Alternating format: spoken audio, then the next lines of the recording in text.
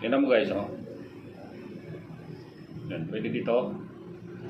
Ito pwede to direct sa solar panel kung may 100 watts ka na panel. Tapos may saksakan ganito, pwede mo idugtong lang siya. Bali, ano to siya, 12 volts na water pump. Yung pan ko kasi 2x4. So kaya na to paikutin, dalawang palapag. Ito yung higop, ito yung buga.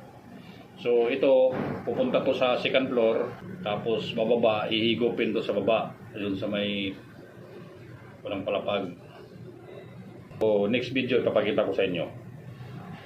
So, 12 volts na water pump. Naka-shield siya.